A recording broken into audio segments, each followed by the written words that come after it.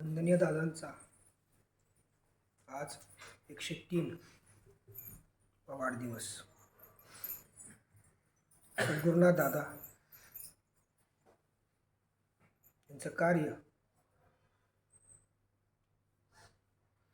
अनेक सत्पुरुषांच्या पैकी एक सत्पुरुष म्हणून समाजामध्ये आज स्थित आहे. पण गुरूंची इच्छा काय असते, भक्तांची इच्छा काय असते, हे दोन विषय आपण आता घेणार आहे. घड्या असलं तर किती वाजले सांगा मला.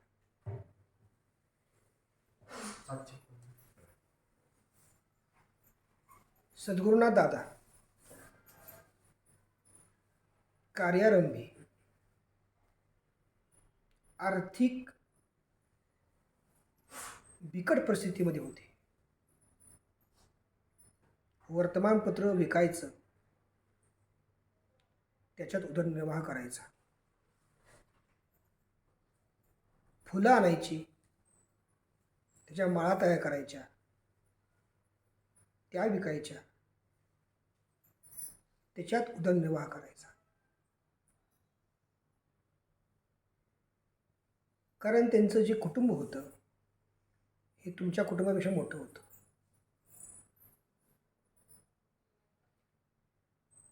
आता माझ्या 5 भावांना 6 भावांना सांभाळण्यासाठी, आईवडिलांना सांभाळण्यासाठी, पत्नी आणि मुलांना सांभाळण्यासाठी वर्तमानपत्र विकायचं, हार फुलं विकून माळा करून हार करून ते विकून त्यातून उदरनिर्वाह करायचा. हे कुठेही तुम्हाला आज पब्लिश झालेलं नाही आहे.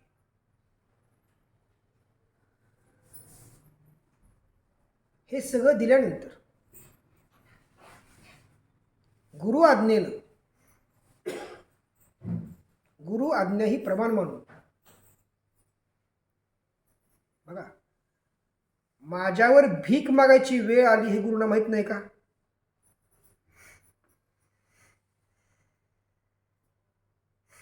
मी आर्थिक दुर्बल आहे गुरुंना माहित नाही का?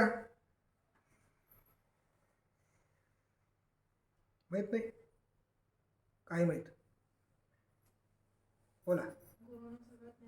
मी दुर्बल आहे, माझं आर्थिक भागत नाही, गुरुंना माहित नाही का? आहे माहित. असं असताना सुद्धा जर गुरुंनी जबाबदारी टाकली, किंबहुना दादांच्यावर ज्या जबाबदाऱ्या टाकल्या गेल्या त्या त्यांनी यथाज्ञान यथाशक्तीनं परिपूर्ण केल्या. शेवटची जबाबदारी होती औदुंबरमधली, की तुझ्या बायकोला आणि मुलांना मामाच्या घरी ठेव आणि सेवेत दत्त महाराजांच्या इथं रुजू हो.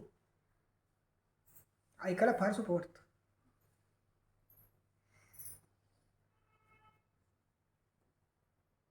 आज एखादी गोष्ट जरी मिळाली नाही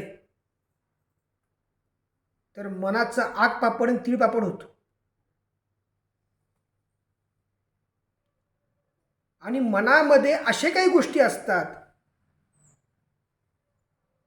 की सांगायच्याच नाहीत गुरुंना. बिंग बाहेर पडतं. कधी कळणार तुम्हाला?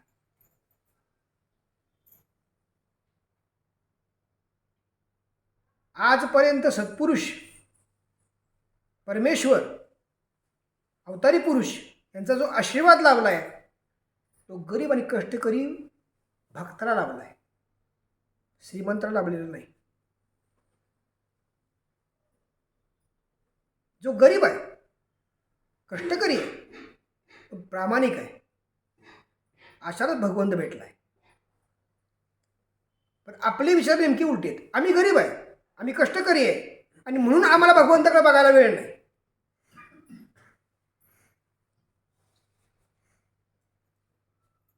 जर सद्गुरूंनी वृत्तपत्र विकून 6 भावंडांचे पोट भरलं आणि शेवटच्या अवस्थेमध्ये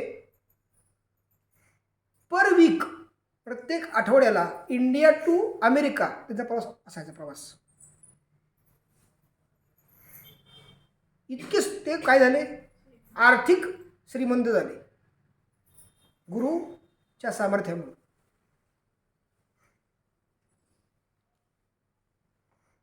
अशा गुरूंचे चेहरे जर आपण संसाराला समजत असू तर आपण कशा अवस्थेत आज आहोत.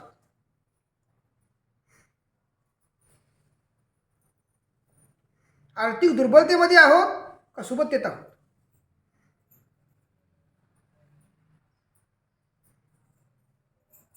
वाडवडिलांनी जे दिलंय ते विकणं फार सोपं आहे. अहो, तुमच्या केसाचं कर्तन करणारा जो न्हावी आहे ना, तो सुद्धा ते केस विकून ते शरीरात चालवतो.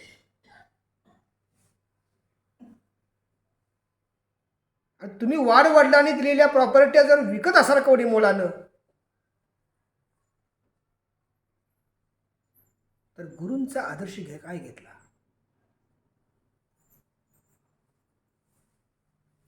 एक परी गुरु माफ करतील सुद्धा, येणाऱ्या पिढ्या तुम्हाला माफ नाहीत करणार. तुम्ही ज्यांना जन्माला घातलंय ना, ते जेव्हा कळते होतील तिथपासून त्यांच्या अंतापर्यंत तुम्हाला ते शाप देत बसतील की माझ्या वडील धरणाऱ्या व्यक्तींनी माझं नुकसान केलं म्हणून. आज ज्यांची आर्थिक दुर्बलता आहे, दोन कारण आहेत. एक तर वडीलधाऱ्या लोकांनी चुकीच्या मार्गाने संपत्तीचा नाश केला.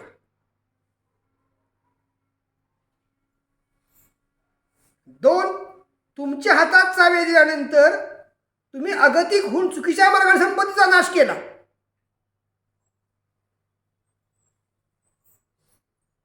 आणि गुरुनी मला मोठं करावं.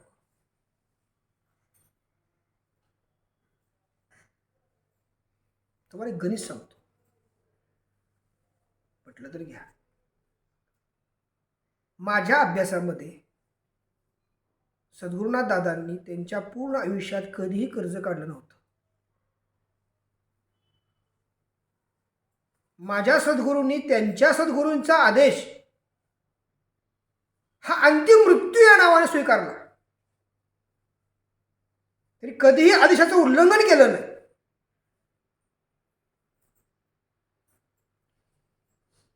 आणि म्हणून ती ब्रह्मावस्थेमध्ये गेली.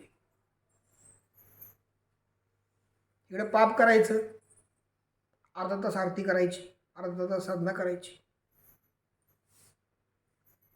पापांना आणलेल्या पैशातले पेढे आणायचे, 2 देवाला दाखवायचे, 4 आपण खायचे. काही साध्य होणार नाही.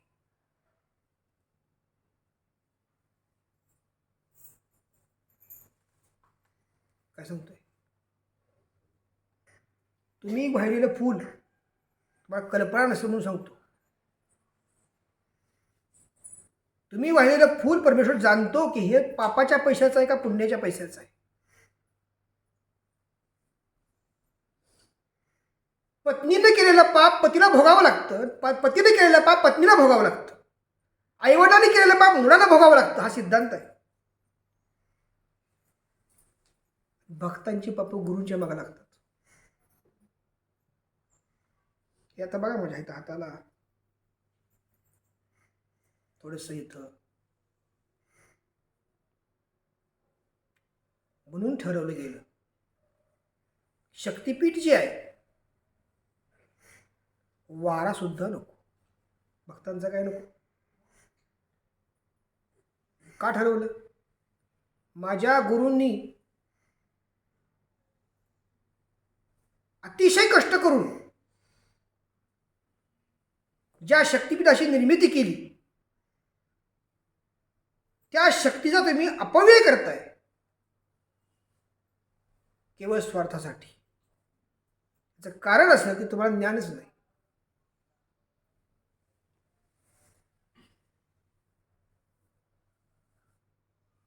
परमेश्वर येऊन पुढे उभं राहिला, म्हणा तुला काय पाहिजे, काय मागा.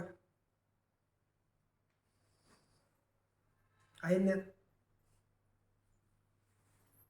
10 लाख मागितले आणि दुसऱ्या मिनिटात जीव गेला. आहे ज्ञान.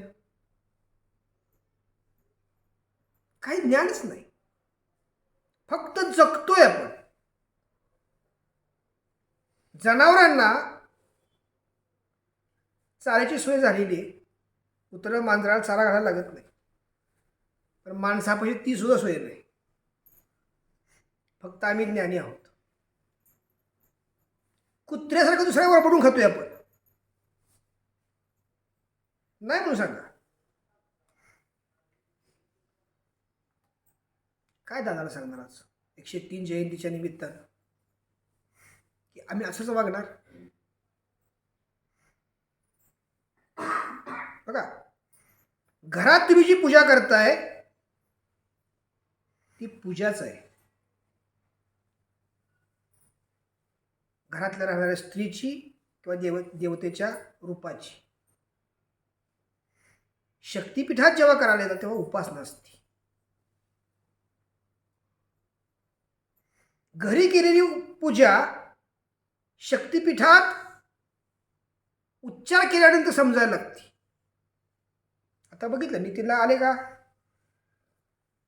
किती वर्ष कार्यात आहे? त्याचा दोष नाही, असंच असतं. एवढा अंतर लांब गेला, एवढा अंतर, भूल जाएगा सब. किती विधभर अंतराने सगळं तुम्ही विसरून जाणार. शक्तिपीठात तुम्ही ट्यूनअप जसं जसं व्हाल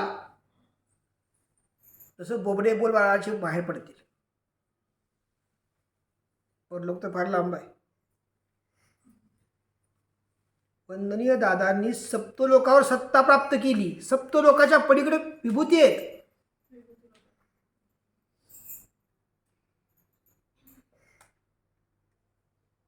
तुमची तुम्हाला आज कर्म बाहेर काढता येत नाहीत.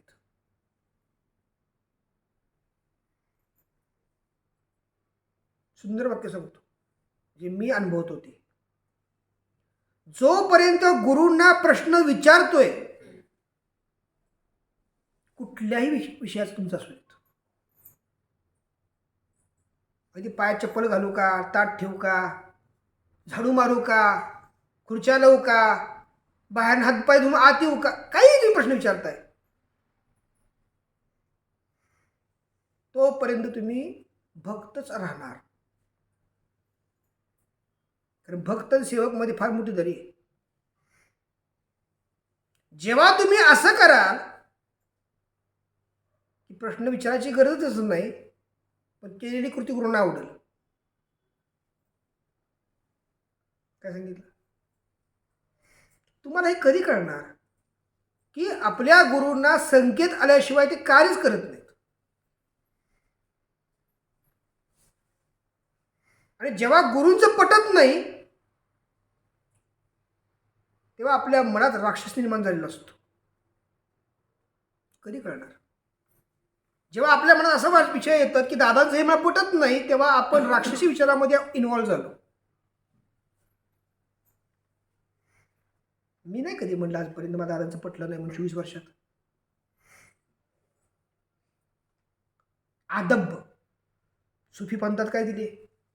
गुरूंच्या शब्दाच्या वर शब्द जाणं हे सुद्धा पाप आहे. आदब पाहिजे. विचार करा, विचार. 5 विभूतींच्या आज्ञेनं दादा कसे गेले असतील? फक्त विचार करा. आपल्याला आईचं पटत नाही, बाचं पटत नाही, मैत्रिणीचं पटत नाही, बहिणीचं पटत नाही, भावाचं पटत नाही, आपलं सुद्धा पटत नाही. कधी कधी एक एक विभूती त्यांची वाक्य आहेत. माझ्यापाशी येसाठी अनेक जन्म लागतील म्हणतात. येसाठी बघणं लांब राहिलं आणि त्यापेक्षा हातात हात धरणं पण त्यापेक्षा लांब राहिलं. अशा विभूतींनी दादांना कार्याचा स्तंभ म्हणून निवडलं.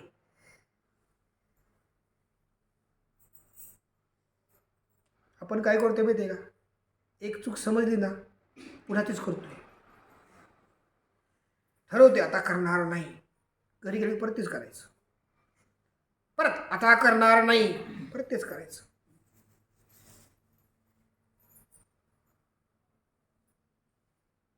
बघा तुम्ही, चुका करणारा आणि चुकीला समर्थन करणारा, काय सांगितलं? चुका करणारा,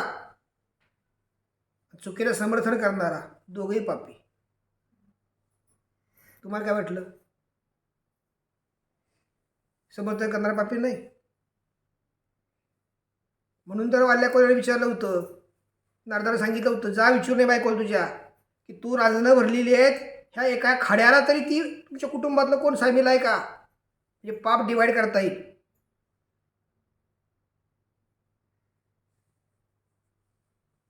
कोण झालं नाही.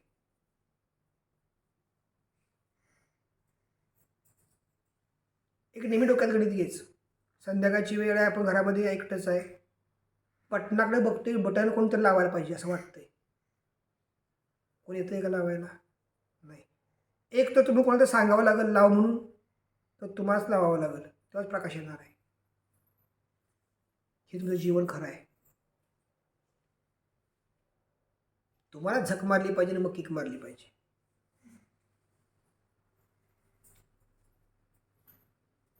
मग चुकीच्या समर्थन करतायचा अर्थ असा आहे की तुम्हाला ती चूक मान्य आहे, कर्मानं जे येणार पुढं आहे ते तुम्ही भोगायचं, तेव्हा नाही हात घालत. ती म्हणू शकत नाही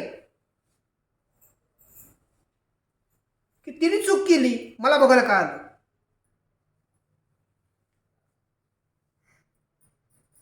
काय सांगतोय मी?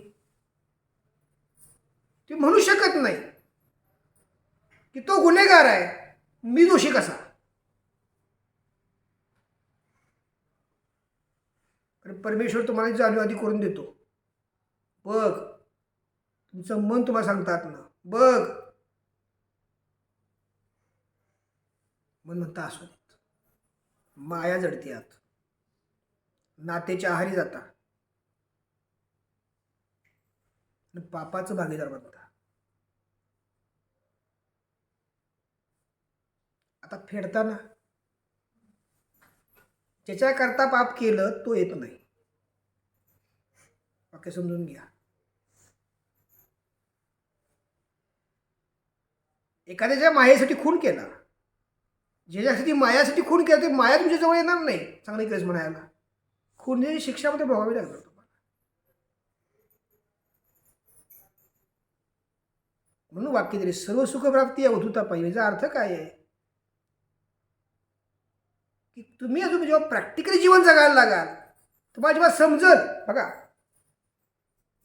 आपल्याला थोड्या थोड्या गोष्टी राग येतो का नाही? तुमचं जेव्हा मी कर्म बघतो, कर्म, राग नाही आहे, दुःख होतं. हे निघायचं कसं आणि किती जन्मात निघायचं आहे? कारण प्राप्त जन्मात ते कर्म जर काढायचं म्हणलं तर जन्माचे दिवस संपतायत, आयुष्य संपतंय, कर्म निघणार नाही. उठलं की पैसा, झोपलं की पैसा. देव कुठे आहे? पैसा मिळावा म्हणून देव आहे, मिळायला पैसा कारणी लागावा म्हणून देव आहे, खाल्ले राहिलं पचावा म्हणून देव आहे. देवाची गरज काय मला? थोडी घडी सांगतो, अनुभवाचे बोल आहेत. 1996 साली एक भक्त माझ्या कार्यामध्ये होता. 96 ते 99, 2002 पर्यंत किती वर्ष झाली? 6 वर्ष ती व्यक्ती माझ्या कार्याबरोबर बरोबर होती. मी त्याला असं सांगितलं, आपण दोघं मिळून एक हॉल तयार करूया. तेव्हा हॉल नव्हता दादांसाठी.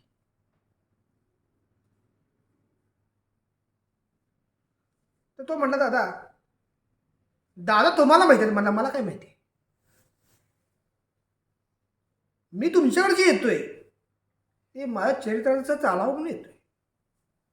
आणि त्याचा चरित्रार्थ त्या काळामध्ये मासिक 50,000, त्या काळात त्याला गुरूंच्याकडे मत होते, गुरूंच्या आशीर्वादावर. तर मला म्हटलं मला मासिक 50,000 मिळत आहेत म्हणून मी सेवेला येतोय.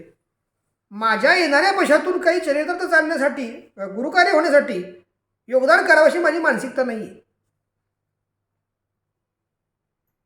हरकत नाही म्हटलं. 2002 आपण जय महाराष्ट्र करून मोकळं होऊया. तू तुझ्या मार्गाने जा, मी माझ्या मार्गाने जातो. कालांतरानं तो दुसऱ्या एका युनिटला अटॅच झाला.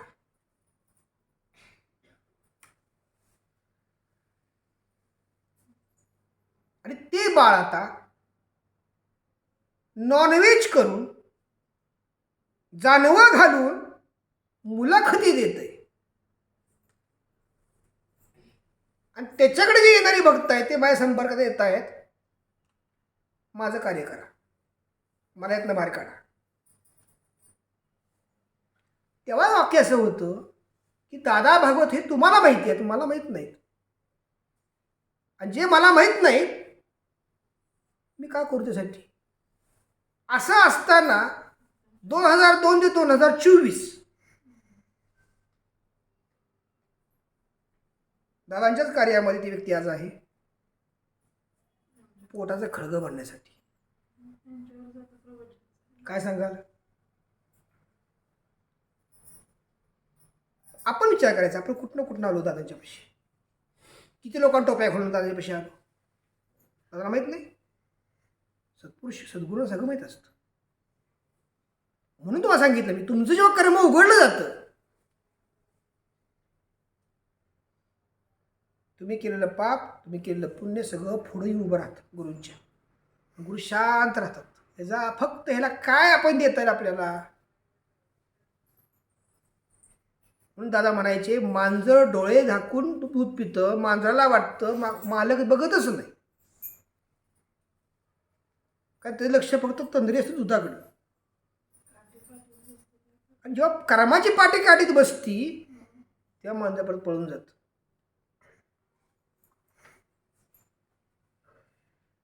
जगात सगळ्यांना फसवा. सत्पुरुष गुरु भूमिपुत्र जे आहेत हे पाप कधी करू नका. आजही तुकारामांना, ज्ञानेश्वराला ज्यांनी त्रास दिला की पंची फळं आज भोगतायत लोक, ते आज तुम्हाला कल्पना नाही गोष्टींची. ज्या लोकांनी त्या काळात त्रास दिला, ती जी लोक समजा मृत जरी झाली असली पुनर्जन्म घेऊन सुद्धा त्यातून सुटका होत नाही. अनेक पिढ्या नरकात पडतात.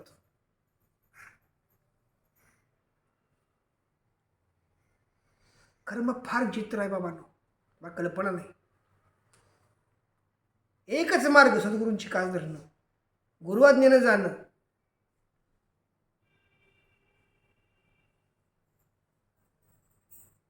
आणि डिपेंडेंट इंडिपेंडेंट तुमचं आयुष्य चाललंय आता.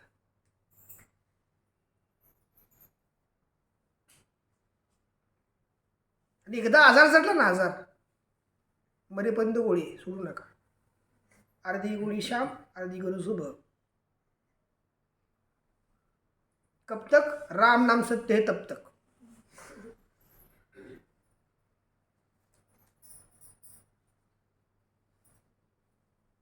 काय दादांनी सांगितलं. 100 वर्ष ज्यांनी आयुष्य वेचलं कार्यासाठी, आजही ते कार्यासाठी आयुष्य वेचतायतच.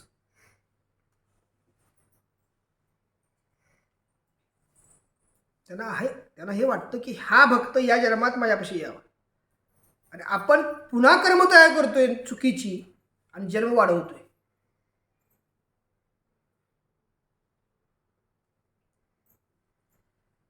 वाक्य समजून घ्या. या जन्मात तुमचं असणारं कर्ज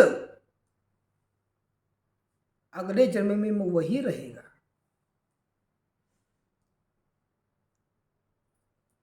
देव गुरु कर्ज काढत नाहीत. काय सांगतोय.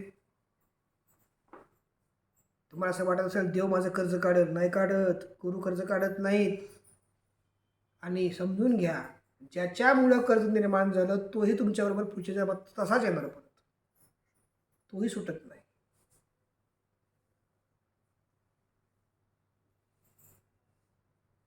जुनी म्हण आहे, सुंब जळतो, पीळ जळत नाही.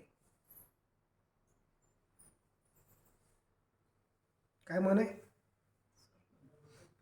सुंब जळतो, बघा तुम्ही. पीळ कुठे जळला? पीळ हाय असा राहतो.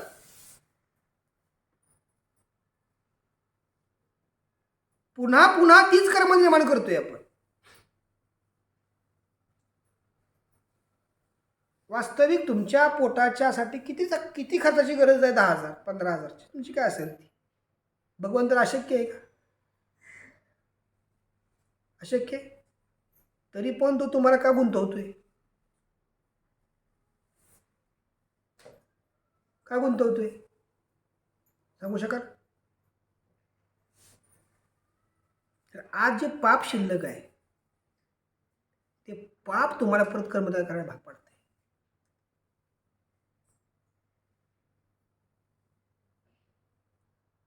काय सांगतोय? देहात जे पाप आहे ते पाप परत कर्मदाय करायला भाग पडते तुम्हाला.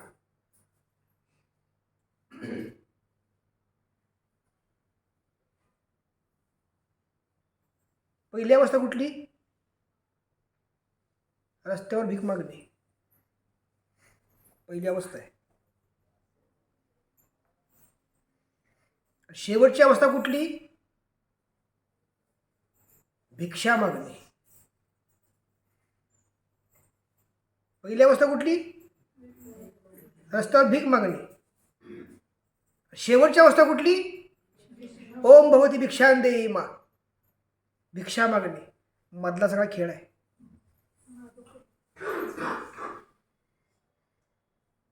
मी सांगतो ते शिरते का वर्ण जाते. म्हणून 5 घरी माधुरी सांगितली. माधुरीचा अर्थ काय? माधुरीचा अर्थ असा की त्यांनी कसं केलं एक करून बघूया. सवय. गणगापूरला गेलायस ना, 5 घरी माधुरी माग, मग कळतं अन्न कसं मागून खायचं.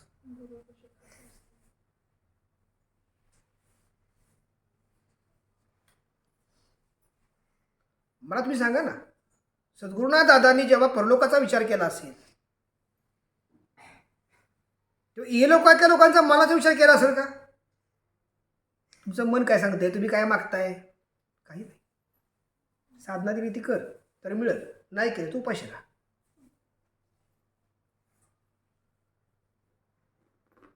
तुम्हाला कल्पना नाही, तुम्हाला कल्पना म्हणून सांगतो. सद्गुरू साईनाथ महाराज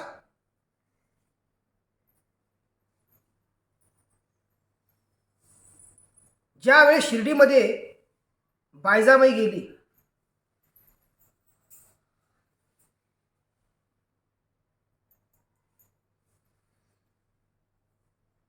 लहानपणीची घटना, 2दा त्यांनी शिर्डी सोडली. एक लहानपणी सोडली, एक बायजाबाईंच्या सोडली. शिर्डी सोडून दिली.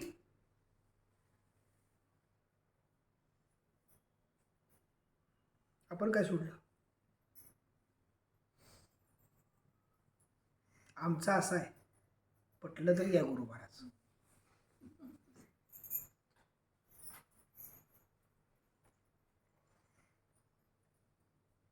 चला, पाप जाळण्याचा उपाय सांगू शकाल?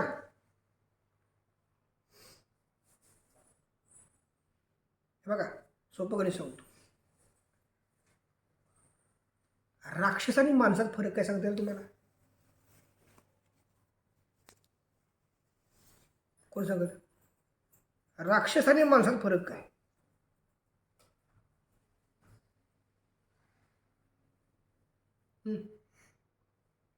उपकाराची फेड अपकाराने करणे म्हणजे राक्षस, आणि उपकाराची फेड अपकाराने न होईल अशीच कृती करणे म्हणजे मनुष्य.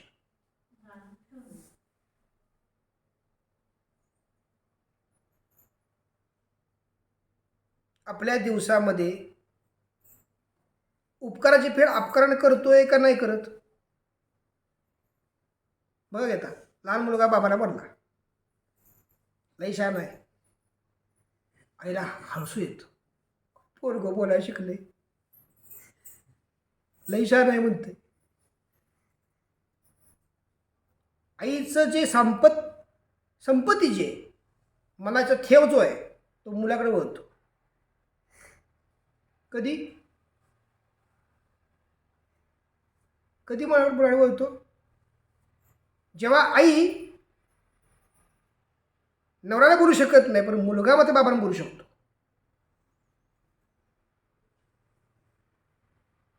काय कळलं? आई पत्नीला बोलू शकत नाही पण मुलगा मात्र बाबांना बोलतो. पहिली विनाशी पहिली सुरू झाली.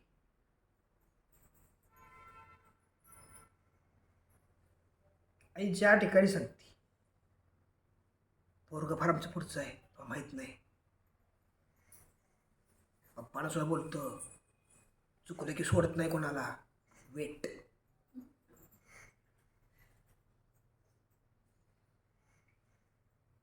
सुरुवात आहे विनाशाची. शेवट काय माहिती आहे का? जी आई त्यावेळेस हसली आहे तिनंच नंतर दांडकी खायची, कोपऱ्यात जाऊन बसायचं कालांतरानं. ही परीक्षेतली उत्तीर्ण झालेली अवस्था शेवटची. म्हणून जुनी म्हण आहे मुलाचे पाय पाळण्यात. प्रत्येक आईनं प्रत्येक मुलाला चुका लपवल्या.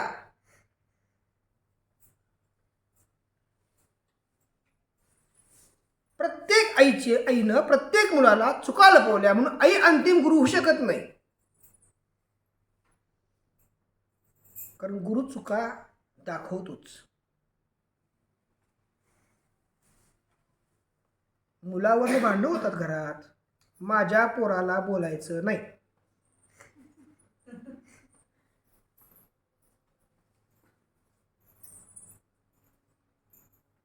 आणि मुलाला तिखट झालेलं अन्न चालत नाही बरं का. तिखट झालेलं अन्न झालं की आईच्या डोक्यातलं जे आहे ना रसायन ते हल्लायला लागतं.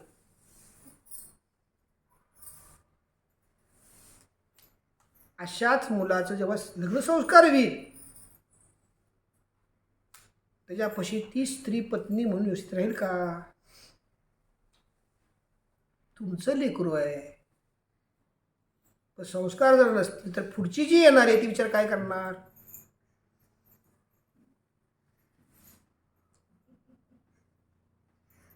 लक्ष येते का? हा सगळा हे लोकांचा बाजार आहे. परलोक काय सांगतो? आता मजा बघा, मला वाटलं होतं कार्यारंभी सगळ्यांना 8 दीक्षेपर्यंत नेऊन सगळं द्यावं, दादांची दिले सगळं द्यावं. परत आकुर्ता हात घेतला. कारण सांगा बरं.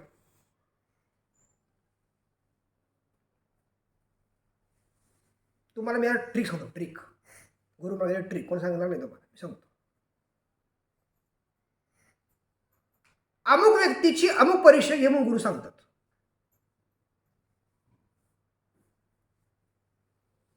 काय कळलं? तुम्हाला माहित पण नसतं. जसं आता मी सांगितलं म्हणलं बाबा प्रार्थना म्हण, काय माहित पण नव्हतं. तर अमुक व्यक्तीची परीक्षा अमुक पद्धतीने घे असं गुरु सांगतात.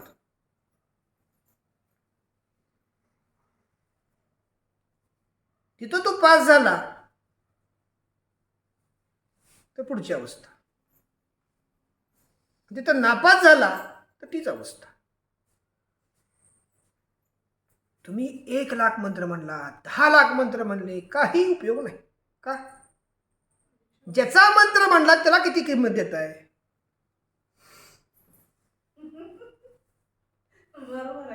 ज्याचा मंत्र म्हणला त्याची किती आज्ञा पाळतोय? मग मंत्र म्हणून उपयोग काय? कर्माचं फक्त विघटन कर. आजचा दिवस उद्यावर ढकलला पास म्हणून मंत्र म्हणतोय. हे बघा, तुम्ही अतिव्यवहारी आहात. काय सांगितलं? भक्त कसे आहेत? अतिव्यवहारी म्हणजे काय? शून्य ज्ञानी. अतिव्यवहारी म्हणजे काय? शून्य ज्ञानी. कारण जो व्यवहारी असतो तो ज्ञानी नसतो. पटते का तुम्हाला हे? व्यवहारी असतो ते लोक फक्त आखाडा असतो. दुसरं काही नाही. हे यायचं ते द्यायचं, ते द्यायचं ते हे यायचं. म्हणजे तो काय झाला? शून्य झाला. कारण एक नंतर दोन, दोन नंतर शेवट शून्य, शून्याने एक, शून्य का शून्य. सत्पुरुष जे आहेत हे ब्रह्मज्ञानी असतात. दोन ताकद दोन ठिकाणी आली. भक्त काय आला? शून्य. सत्पुरुष ब्रह्मज्ञानी. मग ब्रह्मज्ञानाचं शून्याचं जुळेल का?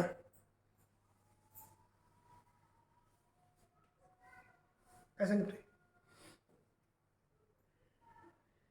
तुम्ही हिशोब लावणार. 10 गुलाबाची फुलं आणली, 150 रुपयाचा हार घातला, 50 रुपयाची पेढी दिली, हे सगळं तुम्ही हिशोब लावणार. 1000 महिन्याचा खर्च गुरुंना दिला. कृपा ते कुठं? गुरुंनी काय दिलं कळतंय का? निरोगी शरीर दिलं, कळालं? मन स्थिरतेचं औषध दिलं, कळालं? कोणतरी माझ्या पाठीशी उभा आहे आणि मी त्याच्या जीवावर चाललोय, हे एक प्रकारचं ऊर्जा दिली, कळाली? ह्याची किंमत काय करणार?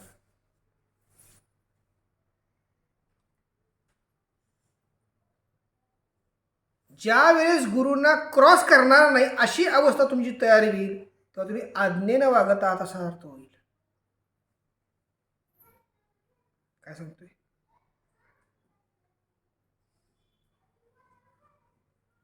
आमची हिंमत होत नव्हती. आमचं नाव सुद्धा देताना मी गुरुंना कधी पेन मागितलं नाही.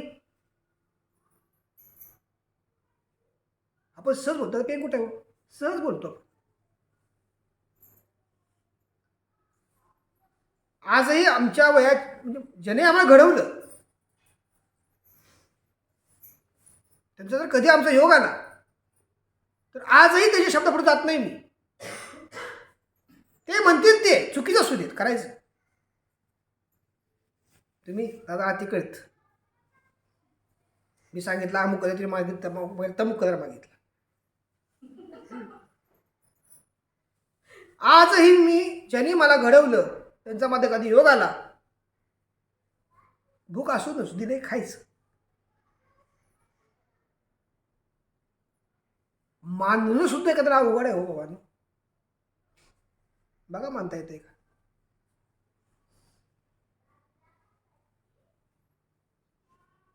आत्ताशी आपण आपल्या कामाच्यासाठी गुरु काम करतायत एवढ्या विश्वासावर येऊन थांबलोय. कुठे येऊन थांबलोय? आमचं पोट गुरु भरतायत एवढा फक्त विश्वास. अजून आपण विश्वास ठेवलेला नाही. आपण रक्ष परमेश्वरापर्यंत आपण पोचलेलो नाही अजून. माझं पोट भरतंय, बँकेत पैसे पडतायत, 4 लोकांना किंमत मिळते, एवढं कुठेतरी येऊन थांबलोय तिथं. तोपर्यंत जर वर्ण धुळी तुटली तर टाटा बाय बाय, फिर मिलेंगे.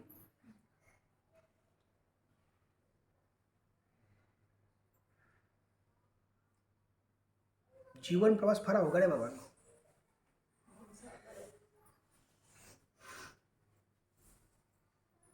बघा ना तुम्ही, परलोकाचा तुमचा काहीच अभ्यास नाही. तुमचे वाळवडी कुठे गेलेत? कधी भजी खायची त्यांची इच्छा झाली, कधी बासुंदी प्यायची इच्छा झाली, कधी मटणं खायची त्यांची इच्छा झाली. त्या ज्या अवस्थेत ज्या असतील त्या तुम्ही देऊ शकणार आहे त्यांना? नाही. परलोकाच्या वर स्वर्गलोकाला आपण म्हणतोय मी तर स्वर्गात आहे, त्याच्यावर देवलोकाला, त्याच्यावर विभूती लोकाला. विभूती लोकांच्या पासून दादा इकडे खाली येत आहेत दर्शन द्यासाठी.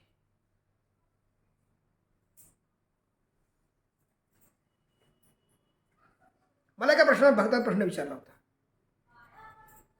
की दादा कुटुंबातून विभक्त होता येत नाही, पण काही गोष्टी चुकीच्या करायला लागतात. काय केलं पाहिजे ह्यातनं बाहेर पडायसाठी?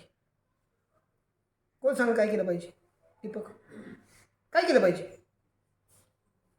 पाप तर करायचं नाही आणि त्याच्यापेक्षा राहून पुण्य तर होणार नाही. काय केलं पाहिजे? कोण सांगेल?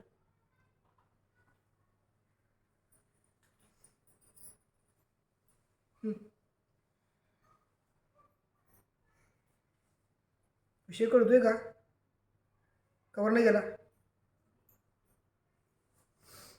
एखाद्याच्यापाशी राहिल्यानंतर तो जो चुकीच्या मार्गाचा असेल, की रावणाचं सगळं घराणं संपलं एका वेळ विचारामुळे. काय करावं लागेल तुम्हाला?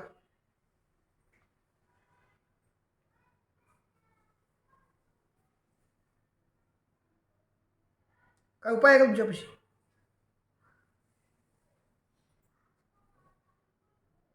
आज जीवन जे चाललंय आजच्या माणसाचं, 60-70% कुटुंबात पेन्शन येतात. देवाचा देवारा जितका साफ केला जात नसत, इतका पेन्शन देणाऱ्या लोकांची शरीर साफ केली जातात. नाश्ता देऊ, जेवण देऊ, पेन्शन येते ना, दूध काढून बसायचं. पेन्शन जेव्हा बंद होईल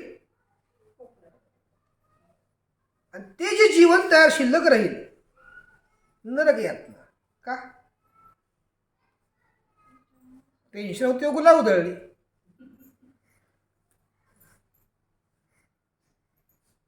काय करता येईल सांगा मला?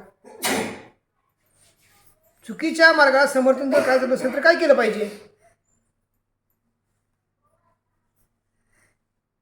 समजेल तुम्हाला? मी केलं बघा. मी कधी केलं? लग्ना अगोदरच केलं होतं, नंतर लग्न केलं. काय केलं मी माहित आहे? विचारानं कायदेशीर घटस्फोट घेऊन टाकला. आपल्याला इथं राहायचं नाही. अवघड आहे का नाही? कसं उपाय? समाजा करता काय करू, जग काय म्हणल, गेले चुलीत.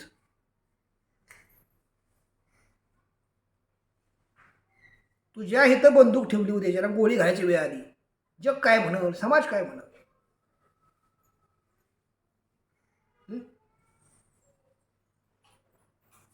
मृत्यूच्या पुढची शिक्षा काय असेल? सत्य. काय सांगतोय? बघा ना, आता मला गेटच्या आत कुठलाही व्यसनी व्यक्ती चालत नाही. मग तो गावचा सरपंच पदाचा काय असना, बॉडीतला कोणी काय असना, नाही चालत मला. चुकून आता मी त्या थुंगा सांगतो, तंबाखू सुंकून बाबा यात. तुम्हाला नवरा टाकून जरी आला, आवरून देऊ का? बादलीतच स्वाहा करा, बादलीत कोपऱ्यात ठेवून तिथं स्वाहा करा, तोंड पुसार मारून झोपा. 10,000 मिळतात ना, असं करताय? पैसे मिळत आहेत महिन्याला, 20,000 मिळत आहेत.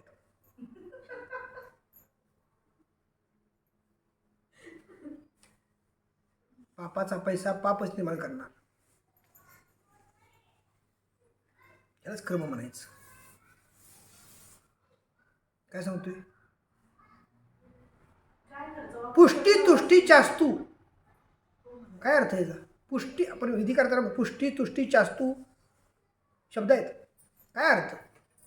ज्याला पुष्टी द्याल ते मोठं होणार, ज्याला तुष्टी द्याल ते मोठं होणार. पापाला पुष्टी दिली पाप मोठं होणार, पापाला तुष्टी दिली पाप तुष्ट म्हणजे संतुष्ट होणार, पुण्य नाही होणार.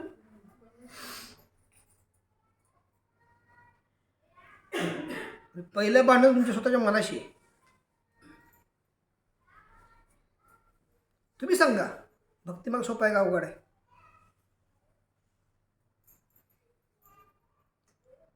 भक्ती मार्ग फार अवघड आहे बाबा. त्या मूर्तीचं तुमचं काही नातंच नाही आहे. तुमचं ब्लड रिलेशन कुठलं सांगा असलं तर मला, रक्ताचं, जीवाचं, काळजाचं, काय तरी पण तुम्ही डिपेंड आहे. कोणाला स्वामी समर्थ आवडत असतील, कोणाला गजानन महाराज आवडत असतील, कोणाला साईबाबा आवडत असतील, कोणाला दत्त आवडत असतील, काय तुमचं रिलेशन आहे. आणि तुमचं रक्षण त्यांनी का करावं.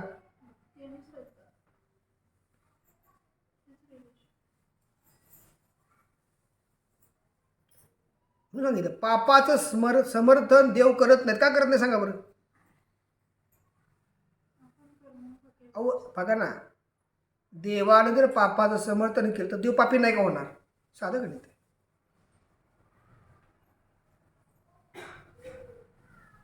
देवाने जर पापाचं समर्थन केलं तर पापी कोण होणार. देव होणार. तो म्हणतो मी लांबच थांबतो. पापा समर्थन देव नाही करत. पापा समर्थन कोण करतं. लोभी करतो. ज्याला लोभ आहे त्या विषयाचा तो करतो.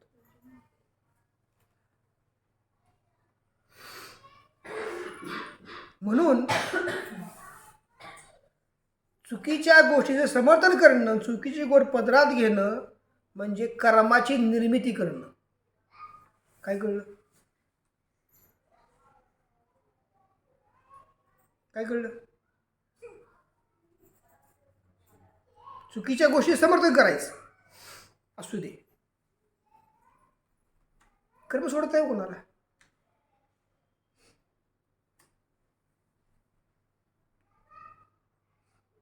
तुम्ही समजू नका मी उपासना करतोय मला कर्म सोडेल. अजिबात नाही. कर्म सोडत नाही. तुम्ही किती पण देवाचं करा.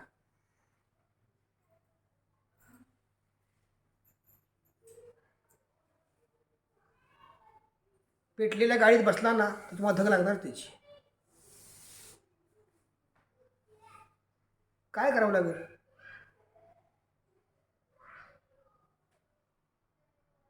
जिथं चुकीचं कर्म होतंय तिथून लांब राहावं लागेल तुम्हाला. काय करावं लागेल. हे बघा तुम्ही जितके हुशार आहात का नाहीत त्याच्या अनेक पट हुशार तुमची वरची पितर आहेत. काय सांगतोय. अनेक पट हुशार आहेत. आणि तुमच्या देहाच्या गतीच्या अनेक पट त्यांची गतीने कार्य करतायत. जे चांगली पित्र आहेत ती तुम्हाला सपोर्ट करतील आणि वाईट विचित्र पित्र आहेत तुम्हाला डबऱ्यात घालतील.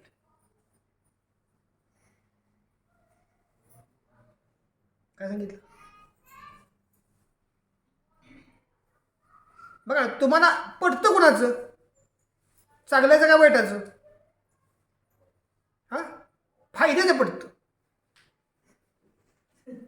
चांगला वाईट भानगड नाही, फायदा.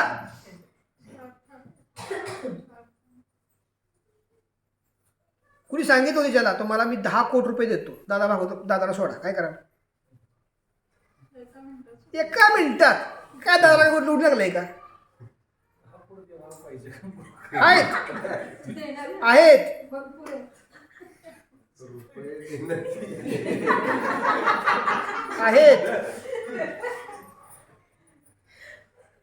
मी तुम्हाला इथं उल्लेख करत नाही, रेकॉर्ड होते म्हणून. असे काही लोक आहेत आज समाजामध्ये की ती तुम्हाला जात धर्म सुद्धा बदलायसाठी पैसे देतात.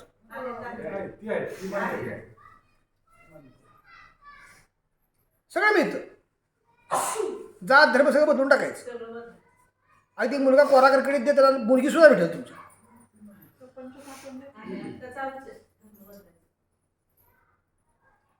करतात का माणसं या गोष्टी. ते सांगतो ना मी. पैसे मी तुम्हाला पैसे हाताने द्यायची गरज नाही. हे पैसेच झाले की आता काय तुम्हाला पाहिजे. काय सांगायचे मला. मिळतं तुम्हाला ते. पण त्यात शेवट काय आहे. बघा आता सगळ्यात श्रेष्ठ धर्म हिंदू धर्म. कसं सांगा बरं. पटवून सांगा मला. मी हिंदू आहे म्हणून सांगत नाही, मी मुसलमान सुद्धा आहे. सगळ्या श्रेष्ठ धर्म हिंदू धर्म कसा काय? मुक्ती हा जो प्रकार आहे हा फक्त हिंदूमध्ये येतो. हिंदू आहे तर अनेक बाकी धर्म कुठल्याच मुक्ती हा प्रकार नाही. जिथं दफन केलं जातं तिथं मुक्ती नाही होत, जर दहन केलं जातं तिथं मुक्ती होती. कारण शरीर हे पंचभौतिक तत्वाचं आहे. पंचभौतिक तत्वाचं शरीर पंचभौतिकामध्ये जेव्हा वेळ निघेल तर शरीर मुक्त होणार. इतर वेळेस ते शरीर पंचभौतिकमध्ये विलीन नाही होत, मुक्त होईल का? हे समजतोय का? मग आज मी तिला देहमुक्त होणं आणि देहातला आत्मामुक्त होणं, जीव मुक्त होणं, फरक काय आहे सांगता येईल? तुमच्या भाषेत सांगतो. तुम्ही जेव्हा ह्या जीवनामध्ये मन भरलं या शब्दाला विषयी घ्याल, माझं मात्र मन भरलं आहे, आता काय अपेक्षा नाही, तेव्हा जीव मुक्त होईल. जोपर्यंत मन तुमचं भरलं जात नाही तोपर्यंत देह मुक्त होऊन सुद्धा जीव मुक्त होणार नाही. म्हणजे आधी हिंदू धर्म मिळणं पहिली गोष्ट अवघड आहे, आणि हिंदू धर्म मिळाल्यानंतर त्या हिंदू धर्मामधलं मन भरणं ही जी अवस्था आहे. आज कोणाचं मन भरले सांगायचं मला? कोणाचं नाही. हिथं आता तुम्ही बसला असेल, घरीची वाट वाट चाललं असेल, हे कधी व्हायचं, ते कधी व्हायचं, ते कधी व्हायचं, दादा कधी सोडायचे मला कोण असतो.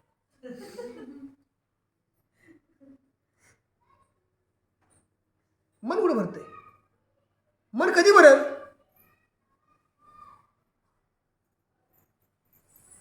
बघा ना, एखाद्या व्यक्तीचा तुम्ही जो पण विचार करताय,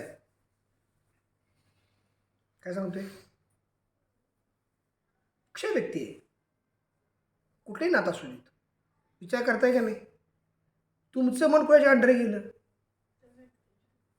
मग ते म्हैस असू दे, म्हैस धार देणारी, धार काढायची म्हणून कोणाच्या अंडर गेलं मन, ते म्हशीच्या अंडर गेलं, मग मन भरलं जातंय का? ईश्वरी संकेत तुम्हाला कधी समजतील? निर्विकल्प मन असं जेव्हा मन भरलं जातं तेव्हा. काय सांगतोय? ईश्वरी संकेत परमेश्वर बोलतो बाबांनो. कधी कळतं ते? मन निर्विकल्प पाहिजे. आता मन निर्विकल्प कधी होईल सांगा बरं, सोपं वाक्य. मन निर्विकल्प कधी होईल?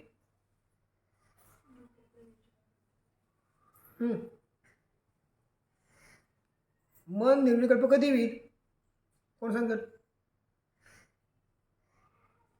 शरीर स्थिर असेल तर. तुम्ही स्वतःला काम लावून घेतलं, शरीराला, मला हे काम दिवसभर करायचंच आहे, ह्यात मला 2 रुपये कमवायचे आहेत, मन कुठे गेलं?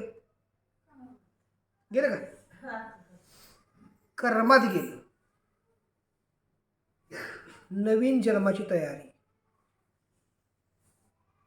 काय सांगतोय? निर्विकल्प नाही होणार. नवीन जन्माची तयारी म्हणजे काय? कर्म करत असताना त्या पाप अधिक आणि पुण्य कमी ही अवस्था असते. काय सांगतोय? काय सांगतोय वाक्य? कर्म करीत असताना पाप अधिक करतो व्यक्ती, पुण्य कमी करतो.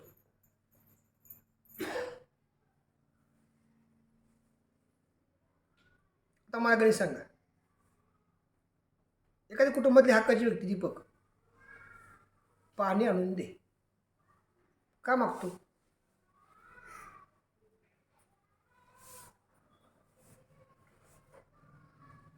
पाणी मागता का नाही मागतो साहेब?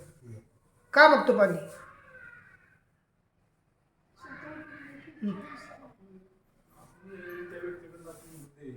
का पण?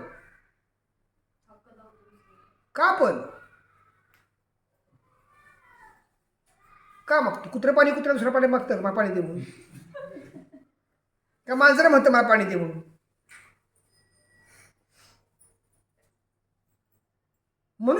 मनुष्य दुसऱ्या मनुष्यावर आघात करून एखादी वस्तू मागतो. का मागतो? किंवा दुसरा एखादा व्यक्ती माझं नातं जळतंय म्हणून करतं. का करतं? माझा आहे करायचं. माझी लेक माझी आहे करायचं. काय करतं?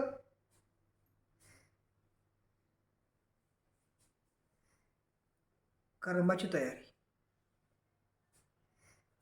काय सांगतोय?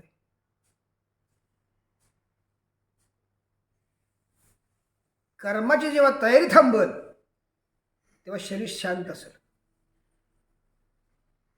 शरीर जेव्हा शांत असेल तेव्हा तुम्हाला संकेत यायला लागतील.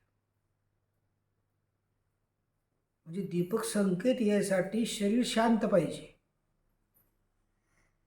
काय पाहिजे? साधनेची पुढची अवस्था. शरीर शांत असणंच अवघड आहे आता. का तुम्ही स्वतः देवा सांगताय मला काम दे, मला पळायचंय, मला कमवायचंय, मला मोठं व्हायचंय. आणि जेव्हा मी आडवा व्हीन 5 फूटच तिथं काय वाढणार नाही. 5 फूट.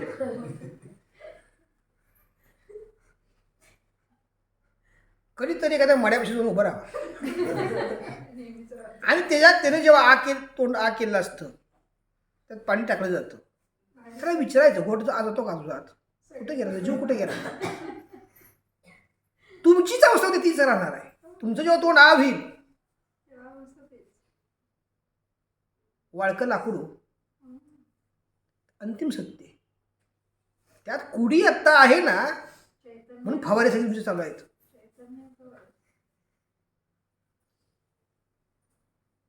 देह कुडीला पाप करायला होतो. वाक्य समजून घ्या.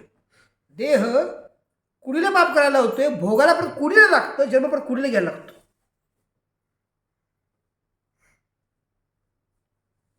पाणी देह मागतोय आणि कुडी काय म्हणते माहितीये का? चुकीचं आहे. पण देह म्हणतो बघ कसं आणलं पाणी. किती हक्क आहे?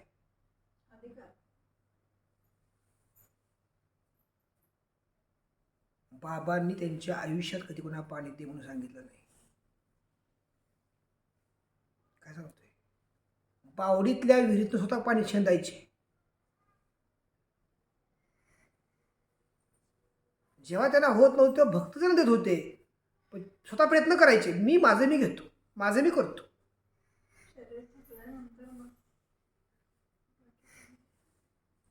आपण काय शिकवतोय आपल्या पुढच्या पिढीला आज? बाबाच्या चेअरवर कोणी बसायचं पण नाही असं करताय.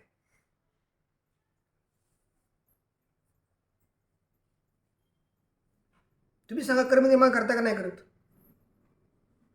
म्हणून तुम्हाला सांगितलं मी जन्मात तुम्ही गुरुपशी जरी आज आला असला तर निर्मिती कशाची करता तयार? आणि दिवसामध्ये आपण 90% खोटं बोलून 10% खरं बोलतो.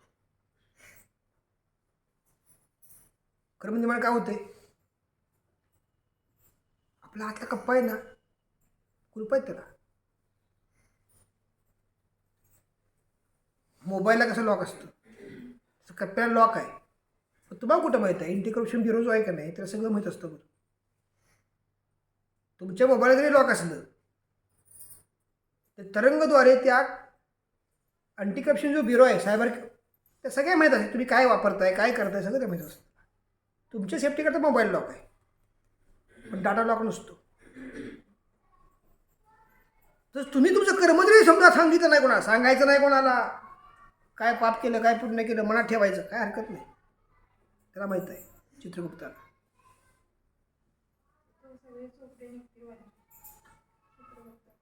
हे दादांना कधी कळालं? कार्यारंभी तेरी बाबांनी सांगितलं. एक सुंदर किस्सा दादाने सांगितला. दादा एक सेवा दिली. सेवा मी तुम्हाला सांगितलं ना आत्ता की शांत बसायचं. ही दादाने सेवा दिली होती. तरी बाबांनी काय सांगितलं? डबा घेऊन ये जेवणाचा. आलाय डबा, ठेव म्हणे इथं. ठेवला. तिथं बैस. बसले. उठायचं नाही. बस. लग्न नाही, संडास नाही, काय नाही. हे म्हणलं म्हातारा मेलं तर बरं गेलं. काय म्हणले? आता बघा ना, दादा म्हणजे फरशी सोडायची नाही. मला येतच ना कुठेतरी. तसं हे दादा म्हणले तरी बाबा मनात आलं त्यांच्या. हे म्हातारं म्हणले मेलं तर बरोबर, माझी म्हणजे सुटका तरी मी म्हणली यात. बापाचा ऐक म्हणजे वडिलांचं ऐकायला लागतंय. डबा घेऊन जा आणि ते म्हणते ते बाबा येतच बैस. सेवा काय सांगितली करायला? इथं फक्त देव बसायचं, हीच सेवा सांगितली करायला. बरं एक दिवस आहे काही कंटिन्यू आहे, पर डे हाच उद्योग आहे. वैतागलं ते दादा आणि म्हणलं एक दिवशी म्हातारे मेलं तर बरं. बरा मरतोय तू म्हणून मरणार नाही, मी जग सरावासाठी आलोय म्हणली. जी मिली त्याला रस्ता दाखवायला म्हणली मी आलोय. कळलं वाटतंय काय अवस्था असं विचार करा तुम्ही. परत मनात असा विचार आला, मला शिकायचंय, मला हे करायचंय. ते वाक्य आहे, शिकून जगाने दुनियानं आग लावली, तू आग लावणार आहेस का? अजिबात शिकायचं नाहीस. किती गुरुचं पण ऐकतोय. दादाच्या वडिलांनी सांगितलं होतं त्यांना, दादांना गुरु म्हणते तेच करायचं. आपण हे मध्यस्थी, आमच्या परा जमणार नाही बरं का, तुम्ही जरा थोडं कन्सेशन त्याला द्या. लगेच आपली मध्यस्थी असते. मुलाला विचारलं की आई वडील तोंड घातामध्ये, अहो तो असा जातो, तो असा, तू त्याला बोलू दे की. बघा तुम्ही, तेली बाबांनी दादांना असं शिक्षण दिलं की 4 महिने जागा काय सोडली, फरशी काय सोडली नाही ती. त्या सकाळी डबा ठेवायचा. बरं ते म्हातार खात पण नव्हतं, तसं बोंबडे डबा पडायचा तो. आणि हे म्हणायचे मला आणायला लावते आणि खायला पण झाले ते. बरं आजचा डबा तिथंच ठेवायचा, दुसऱ्या दिवशी घेऊन यायचा. 7 दिवसात 7 डबे आणायचे. 7व्या दिवशी डबा पहिला खायचा आणि तो काढल्यानंतर गरम वाफात पण निघायच्या. हे पण आश्चर्य आहे, कारण 7व्या दिवशी डबा काढल्यानंतर कितीतरी बायकोने प्रेमाने स्वयंपाक करून डबा काढून दिला. 7व्या दिवशी काय डब्यातनं काही गरम वाफा निघणार नाही. हा तीच उलटी म्हणणार कशा ठेवले इतके दिवस म्हणून. 7व्या दिवशी जेव्हा डबा काढला जायचा त्यावेळेस गरम वाफा निघायच्या आणि ते अन्न ते बाबा खायचे. आणि मग ते म्हणायचे आता हा डबा घेऊन जा 7व्या दिवसाचा, हा उद्याचा डबा तो भरून आण. असं त्यांचं चालू होतं अन्न ब्रह्माचं गणित. लक्षात आलं का? अशा सत्पुरुषांनी, अशा तेली बाबांनी दादांच्या मांडीवर प्राण सोडला.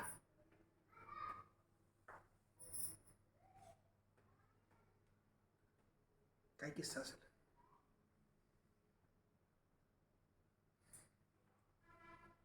तेव्हा दादा म्हणले मला गुरु करण्यासाठी माझी काही वर्ष गेली त्यांचे विचार करण्यासाठी. आणि ज्यावेळेस दादांना पंत महाराज भेटले काही काळानंतर, तेव्हा तिथली उतरायचं आणि तिथं पुढे इकडे घेतली अशी की भक्तांच्याकडनं त्या काळात 2.5 लाख गोळा केले. आजचे 2.5 कोटी. जो म्हणायचा ना दादा मला पैसे नाहीत, तर माझ्या माझ्या पुढे परत प्रश्न मांडणारा गुरु असतो. कुठला पण दुसरा गुरु बघ. 2000 माणसांच्याकडनं 2.5 लाख गोळा केले आणि ती पहिली पावती पंतांनी तिथं फाटली. 1980 साली तिथून अन्नदान सुरू झालं.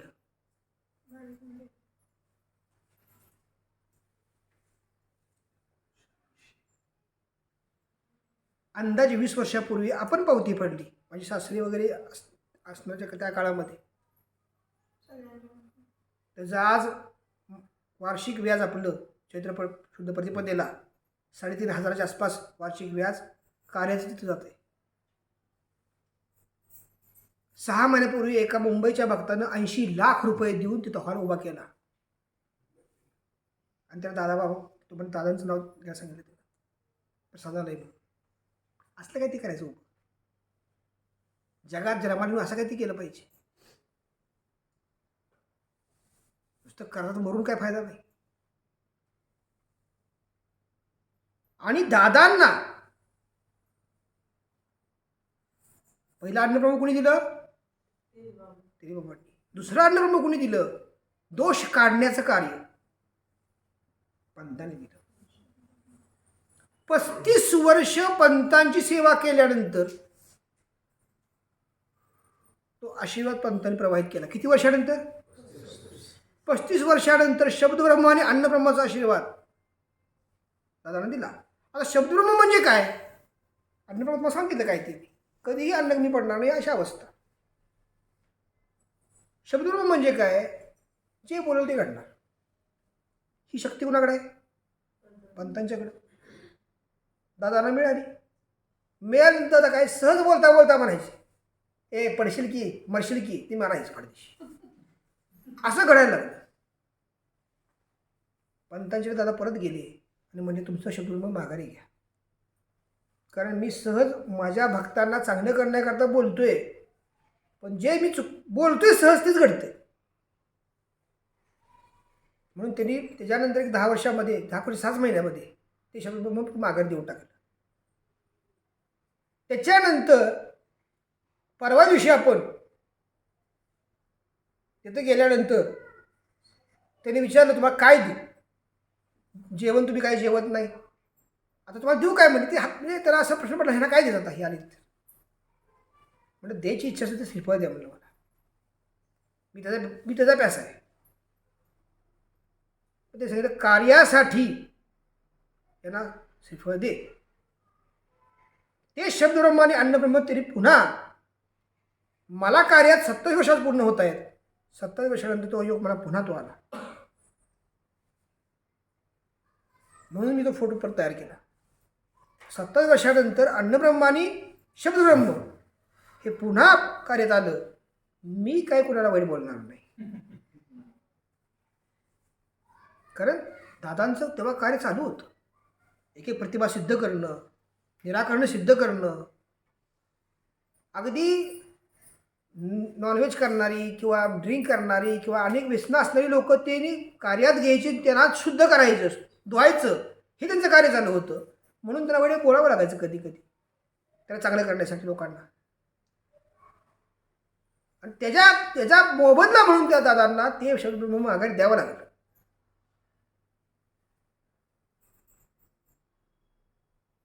ते पुन्हा आपल्याला दादांच्याच आशीर्वादाने परत मिळालं, कार्यामध्ये आलं. दुसरी गोष्ट जर महत्त्वाची गोष्ट सांगायची झाली तर ज्यावेळेस महाराजांनी सांगितलं वाडीच्या की ओंकार तू नेऊ नकोस आणि नेलास तर कोणाला देऊ नकोस, तर दादांचं वाक्य असं होतं की ओंकार भक्त आज्ञेने भक्त कर्माच्या अधीन गेलेला आहे, पाप कर्मामध्ये अडकलेला आहे. पण ओंकार तर संज्ञाने आहे ना, मी भक्ताला ओंकार देणार. त्याचं दादांना शिक्षा भोगावी लागली परत. कधी?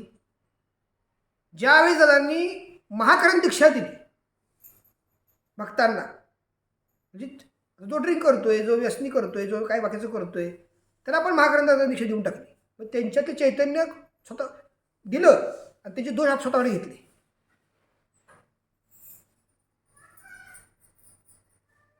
त्यानंतर जरा पॅरलिस झाला, ढसा रडले. म्हणजे मी ज्यांच्याकरता केलं एक अनुष्ठान सुद्धा ते मांडू शकले नाहीत भक्त दादांसाठी. मी ती पद्धत तुम्हाला भक्तांनी शिकवली मध्यंतरी, आजारी पडली अनुष्ठान मांडा, हे करा, हे सुद्धा त्या काळातल्या भक्तांनी केलं नाही. आणि म्हणून दादांना जीव गमवावा लागला. आणि म्हणून दादा तेव्हा म्हणले की मी महाराजांचं जर ऐकलं असतं ह्याला जर ओंकार दिले नसते तर कदाचित मी 100 वर्ष जगलो असतो. वयाच्या 71 वर्षी ते गेले. आणि म्हणूनच मी एक 5 भक्ताची परीक्षा घेतली 4थी 5वी दीक्षेमध्ये. जाणीव अशी झाली की जे दादाला त्या काळात सांगितलं ते पुन्हा माझ्यावर येता कामा नये. भक्त कोण तयारीच नाही. सगळे भक्त फेरीमध्ये गेले. एकही भक्त त्या लेवलला कोणी गेला नाही.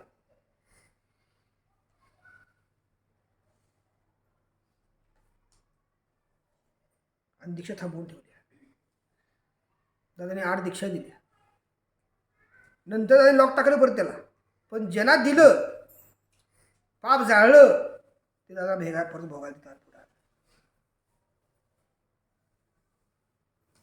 पण तुम्हीच मला सांगा आता, तुम्हाला जर द्यायचं म्हटलं तर तुमची परीक्षा घेऊन किंवा तुम्ही तिथं उतरलं पाहिजे का नाही. जसं तुमची आज आर्थिक किंवा अर्थाच्या तुम्ही गुरु मागत आलाय, गुरु करता आलेलं नाहीये.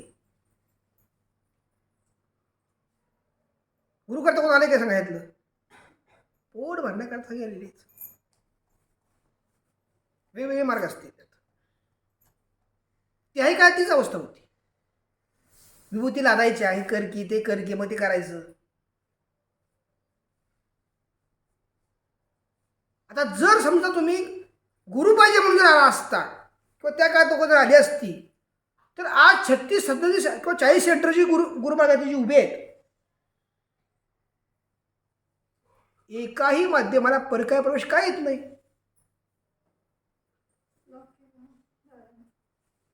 आज गोव्यामध्ये एका भक्ताच्या बॉडीमध्ये दादा घुसायचे आणि तिकडं न्यूयॉर्कमध्ये एका भक्ताच्या बॉडीमध्ये दादा घुसायचे. सकाळचं सेमिनार, सकाळची कामकाज गोव्यामध्ये व्हायचं, संध्याकाळचं कामकाज अमेरिकेत व्हायचं. त्याच दिवशी सेम डेला असं दादा कामकाज करत होते परकीय प्रवेशद्वारे. 3ऱ्या मिनिटाला तो जीव त्या दादांचा आत्मा त्या भक्ताच्या बॉडीत प्रवेश करायचा. इतक्या लेवलची गेलेली विभूती दादा. मग पुढची माध्यमं तयार का झाली नाहीत? कारण त्या माध्यमांचा विषयच मुळात फक्त होता स्वार्थ. आता आज समजा मी तेच कार्य करतोय. अमेरिकेत एखादा भक्त आजारी असू देत, कुठलाही भक्त आजारी असू देत, फॉरेनमधला किंवा कुठलाही, इथं बसून ते कार्य करतोय मी. पण मी कोणाला तयार करतोय का नाही करत? कारण तुमचा विषय काय आहे? ऐक, तुम्हाला आत्ताशी मी कळायला लागलोय, ते पूर्ण कळलेलं नाही अजून. लक्षात आहे का? आत्ताच स्वप्नात यायला लागलं कुठं कुठं.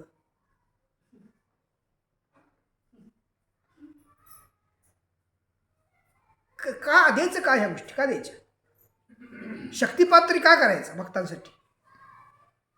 तुम्ही सगळ्या गोष्टी मला सांगता का मन मोकळं करून? नाही सांगत मी का तुम्हाला काय गोष्टी सगळ्या द्यायच्या. मी दादा सांगितलं, म्हणजे तुम्ही मला दिलंय ना, हिफाजत से रखेंगे, किसी को नहीं देंगे. अगर आप बोलते हो दो तो पहिली परीक्षा उसकी लो. काय सांगतोय? आजच फोन करा होता मुंबईतनं, मुंबई सेंटरवरून, की माझं कामकाज करा. हा होता साक्षीला.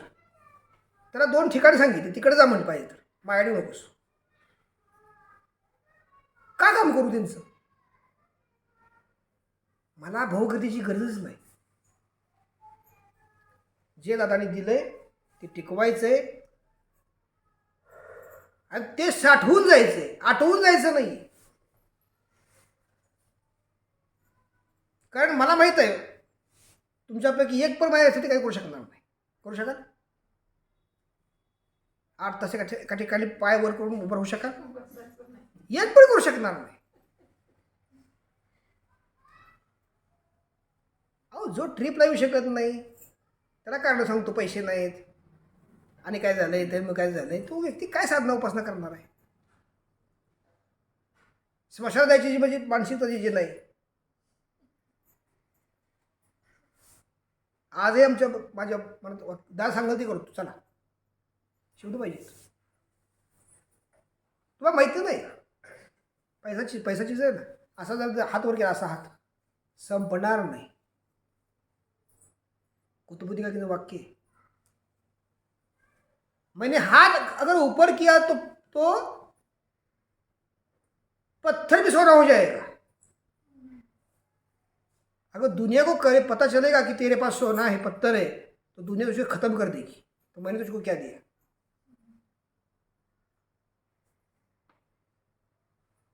देणं अवघड नाही, तुम्ही सांभाळणं अवघड आहे. तुमच्याकडे सांभाळण्याची कुवत नाही. बघा ना, तुम्ही हाय प्रोफाईल तुम्ही विचार करताय का आज. यस, हाय प्रोफाईल म्हणजे काय सांगा बरं.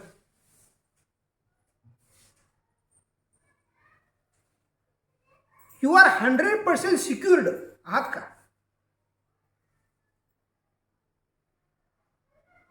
तुम्ही 100% सिक्युर्ड आहात का. नाहीये. ब्लॅक मॅजिक कोणी केलं, कोणी व्हाईट मॅजिक केलं, कोणी काय केलं, तुम्ही हल्ला.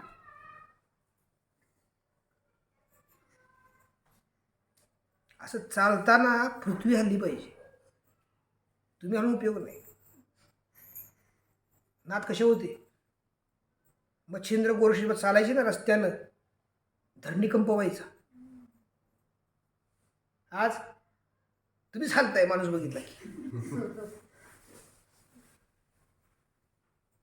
लक्षात येते का. हे सगळ्या उपासना आहेत. तुम्ही सांगा, मी तुम्हाला द्यावं का ह्या गोष्टी. दीपक द्यावं का सांगा मला. अन्नदानाचं पाकिट तुमच्याजवळ मी दिलं तर तुमच्या पैशात तुम्ही ते मिक्स करताय. तुमचे 2,000, माझे 500 रुपये सगळी अन्नदानात गेले. पण मोबाईल परत ती म्हणा दादा मला पैसे देतात, माझं पोट भरत थांबलं. अति उच्च साधना करावी लागते. त्यासाठी काय करावं लागेल. तुम्हाला किमान दिवसाला 5-5, 6-6 तास माझ्यासाठी द्यावे लागतील. इथं येऊन बसावं लागेल.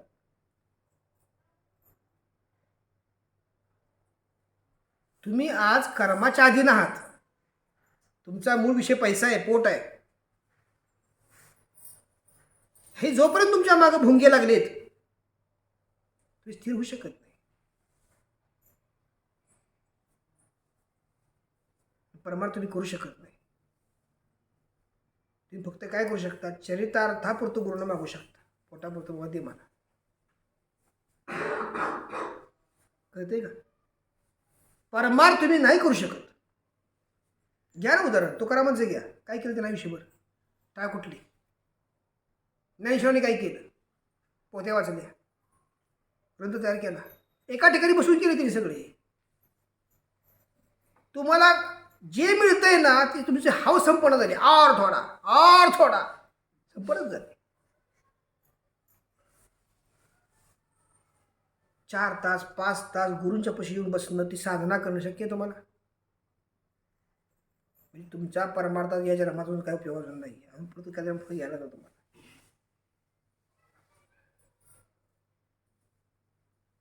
विषय कळतोय का. बघा ना, 12 वर्ष मारुती सूर्यापाशी जाऊन बसला होता. किती वर्ष. अष्टसिद्धी प्राप्त करून घेतल्या.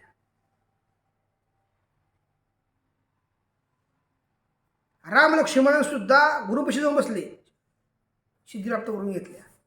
तुम्ही काय करताय. आज वेळ नाही, उद्या बघू. एक गोष्ट जमली तर करायला शिका. काय सांगा बरं. दत्ता अंतिम प्रेम गुरुवर मग जमते करायला. म्हणजे काय. ती सुरुवात होईल तुमच्या जीवनाची. गुरु सांगतील तेच वागायचं, तसंच वागायचं. ही स्टार्टिंग तुमचं जर तुम्ही केलं तर कधीतरी तुमच्या जीवनामध्ये 4 तास बसणं, 5 तास बसणं. सत्संगचा अर्थ हा, संत संघचा अर्थ हा, 5 तास 6 तास साधनेला बसलं, साधनेला. तर संत संघ म्हणलंय तुकाराम ज्ञानेश्वरांनी. बसायला लागलं की वेडी झाली नंतर काय साधनेला बसलं की आमचं केलं नाही की वेडी झाली. तुमच्या बसण्याचा उद्देश वेगळा आहे हो. आमचं बसलं करायचं उद्देश वेगळा आहे. उद्देश वेगळा. वाक्य समजून घ्या. तुमच्या चरितार्थाचं नियोजन तुम्ही करायचं आणि मग बसायचं. हो दुसऱ्याला हात नाही पसरायचे माझं पोट भर म्हणून, आणि मग बसायचं नाही. बरोबर. काय कळलं? मी माझ्या वडिलांना सांगत नाही माझं पोट भरा. माझा गुरु समर्थ आहे, त्याच्यासाठीच त्या सिद्धी प्राप्त करून घेतल्या जातात. आणि मी मागं सांगितलं होतं त्यासाठी तुम्ही नोकरी स्वतः करा, स्वतः धन कमवा आणि करा. कष्ट काही कोणी करायची. डिपेंड राहणारा व्यक्ती सिद्धी प्राप्त करू शकत नाही. काय सांगतोय? तुम्ही डिपेंड जर राहत असाल गुरु एखाद्या व्यक्तीवर, त्याच्याकडनं पैसे येतील मग मी गुरुमार्गात येते, ते पुण्य तिकडे जातं. तिकडंच गेलं. कळलं? वाजले किती गाड्यात? साईनाथ महाराज की जय.